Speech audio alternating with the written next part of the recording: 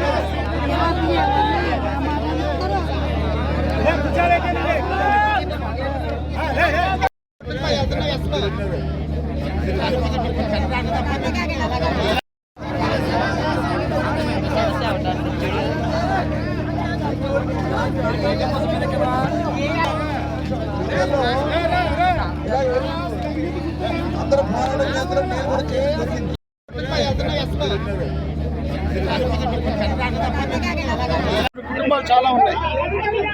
ముఖ్యంగా ఏటుమొగ ప్రాంతం అందరూ కూడా బోట్ల మీద నివసించి వేటకెళ్ళే కుటుంబాలన్నీ కూడా వీళ్ళందరూ కూడా గతంలో 2009లో ఓఎన్జీసీ వల్ల నష్టపరిహారం జరుగుతుంది అని, ఆ నష్టపరిహారాన్ని మా కాకినాడ ప్రజలకు కూడా ఇవ్వాలని ఆ రోజు అందరం కూడా ఓఎన్జీసీ రిక్వెస్ట్ చేయడం జరిగింది. ఇతర ప్రాంతాలు ముమ్మడివరం, యానం, ఇతర ప్రాంతాల్లోని మత్స్యకారులందరూ కూడా దీని మీద తిరగబడ్డారు. ఓఎన్జీసీ స్పందించి ఆ రోజున్న పనుల్లో ముమ్మడి ఇతర ప్రాంతం ప్రజలకి నష్టపరిహారం ఇవ్వడానికి ఒప్పందం అయింది. కానీ మా కాకినాడ పట్టణంలో ఉన్నటువంటి మత్స్యకార సోదరులకి అన్యాయం జరిగిన మాట వాస్తవం. ఆ రోజు 2009లో నేను ఎమ్మెల్యేగా ఉండటం జరిగింది. ఆ రోజు బోటు వాళ్ళు ప్రెసిడెంట్ బాలరాజు గారు కానీ, పెద్దలు జానకి గారు కానీ, అదేవిధంగా బాలర్ కానీ అందరూ కూడా ఆ రోజు కలెక్టర్ ఆఫీస్కి వెళ్ళి కలెక్టర్ గారి సమక్షంలో ఎన్నో మీటింగ్లు పాల్గొనడం జరిగింది. అయినా కూడా జరుగుతుంటే దీనిలో కోర్టుకు కూడా వెళ్ళిన సందర్భాలు ఉన్నాయి. కాబట్టి తప్పకుండా మన ముఖ్యమంత్రి గారు చెప్పాం, ఈ పనిలో ఉన్న వాళ్ళకి అన్యాయం జరుగుతుంది, న్యాయం చేయాలని అడగడం కూడా జరిగింది. కనుక మేమందరం కూడా ఏటుమొగ వాస్తవ్యులు ఎవరైతే ఉన్నారో బోటు ఓనర్స్ అందరూ కూడా బోటు మీద పనిచేసే కార్మికులు అందరికీ కూడా నష్టపరిహారం ఇవ్వాలి ఈ సందర్భంగా. కనుక దీని మీద ఉద్యమించడానికి మేమందరం కూడా కంకణం కట్టుకున్నాం. ముఖ్యంగా కూడా సహకరిస్తున్నారు ఈ ఉద్యమానికి.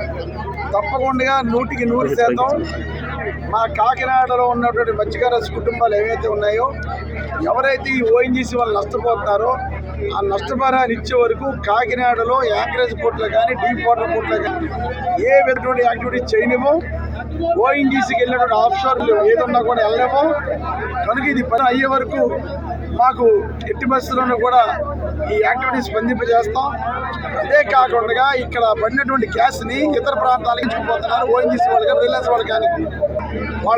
వాళ్ళని కాకినాడ పట్టణ ప్రజల తరఫున వాళ్ళు కనిపించుకుని మీరు ఏదైతే గ్యాస్ పట్టుకెళ్తున్నారో, ఏదైతే ఇక్కడి నుంచి ఇతర ప్రాంతాలు పట్టుకెళ్తున్నారు, అటువంటిది మా కాకినాడ చుట్టుపక్కల ప్రాంతంకి గ్యాస్ని ఫ్రీగా ఇచ్చి మీరందరూ ఇక్కడి నుంచి పట్టుకెళ్ళాలని మా యొక్క డిమాండ్. ఇప్పుడు నేను చేస్తున్న డిమాండ్ 2. ఒకటి, మా కాకినాడలో నివసించే సోదరులు, కార్మికులు ఈ